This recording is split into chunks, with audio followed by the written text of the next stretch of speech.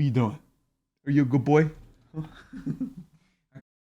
That's a good boy right there. Hey, sorry guys, but I lied to you in the title. Yeah, I know. I'm sorry. I know. I didn't actually spend 4,160 hours in a single game. Instead, I spent 30,460 because this is an idle game. Whoa. Hold the heck on there, bucko. You just wait 1 second. Why the heck would I ever play an idle game? Isn't the whole point of games to like be... Do you like to, I don't know, get loot from killing monsters, earning experience, and the leveling up? Does any of that pique your interest? Sound like a good time to you? Of course it does. See, I told you that you would like an idle game. Wait, what? No? You don't like that stuff? Well, I mean, have you ever played an RPG before? Really? You've never played an RPG? You never went to your friend's house and like picked up the controller for 15 minutes and played some Skyrim and was like, yeah, you know what? That was pretty good. That was all right. Well, then what do you even play? Like Madden? I'm pretty sure in that game nowadays, don't you have like your own character and you have to like level them up starting from scratch and get them into like the NFL and all that and gain experience, and that's basically an RPG, which technically means you have played in. All right, you know what? Fine, go ahead. Click it. I'm not going to stop you. Oh, god damn, the screen went black. Melvor Idol. I love this game. It's probably pretty obvious. What do you do in Melvor Idol, you ask? Well, you choose a skill to train, wait for some bars to fill up, collect some loot, get some XP, level up, and eventually, after enough levels, you unlock better things to click on for more XP and more loot, then level up more to unlock even better stuff. Rinse and repeat. It's basically dopamine central. The catch? Idle. Click once, AFK forever. Once you begin any action, it will continue automatically, indefinitely, until the end of time. Or until you run out of crafting materials. Or you die in combat. Or you reach the 24-hour offline limit. But there are mods for that. This means that you can slap the game on over to your second monitor, or heck, even close it entirely, and it will still be deep in the Sigma grind set right where you left it off. Perfect for you dads out there with 5 wives, 72 children, work 16 9-to-5 jobs, only have 17 milliseconds to play every second summer solstice. Some would say it's a match made in heaven. But really, Melvor is awesome. It's Runescape, but without the need to constantly babysit your screen while you grind.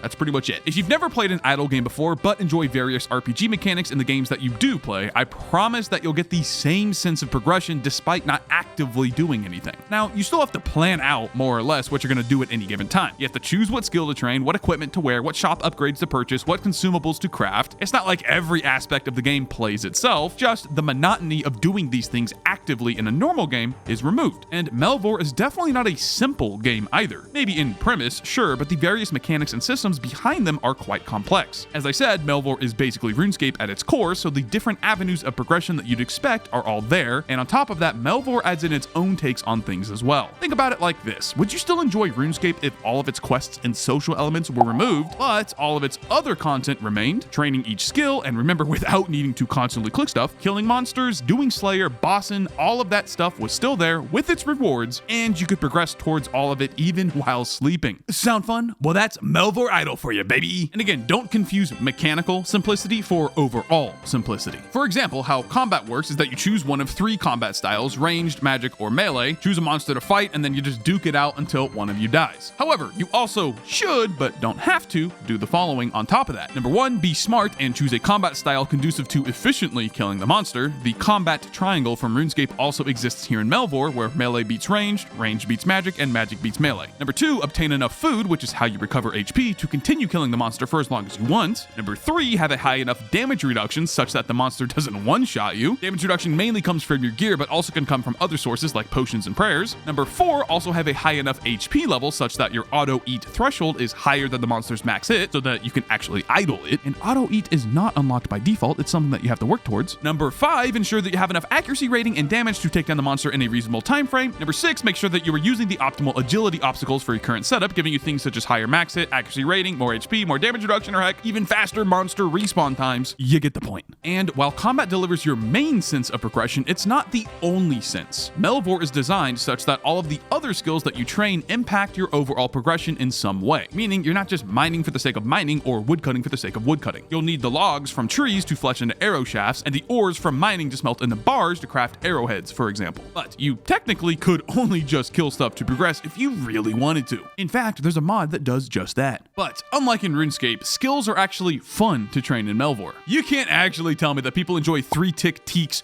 and barbarian fishing for more than like 10 minutes at a time. You've got mechanics like resource preservation chance, doubling chance, cost reduction, and even additional resource gain, each giving its own multiplier to the overall effectiveness of whatever you're training. It feels so nice to go from creating 5 summoning tablets every 3 seconds to making literal hundreds, on top of having an 80% chance to not consume your crafting mats and reducing the amount of mats you need by half. And each of the things that you're gathering or producing are tied to your overall progression either directly or as an XP vessel to unlock the actual upgrade that you're working towards. And there are a lot of upgrades to work towards. A lot. And you bet your little booty we got some of them DLCs there, partner. In fact, you could say that there are enough things to work towards to keep you entertained for 30,000 hours. Give or take. I've played a lot of idle and incremental games over the years, and simply none have held my interest as much as Melvor. The reason? Because it makes every upgrade impactful. The problem with most idle and really most every game nowadays is that they all try to implement these core RPG elements of progression, but really only make them satisfying for the first chunk of the game. Once you've seen your 15th plus 10% gold gain modifier in a row, things start to get a bit old. And if you are an avid idle incremental player, you'd know that reset or prestige mechanics are almost always present and are the primary forms of progression. However, you'd also know that very few games nail that sense of progression you get from starting over but with higher XP rates. Maybe the first couple resets are fun, but again, it quickly gets old. This is where Melvor truly sets itself apart. You're always playing the same character, no resets or prestiges required, and every single action you perform is always building up that character in some meaningful way. It's RuneScape's Iron Man mode, old school RuneScape if anyone needed the clarification, but without all the tedium. There's a reason why old school RuneScape is and will continue to be one of the top MMOs, highly regarded by anyone who's a fan of the genre. It's progression. No other game captures both the number and quality of different forms of progression quite like RuneScape. Don't get me wrong, there are absolutely other reasons for RuneScape's success.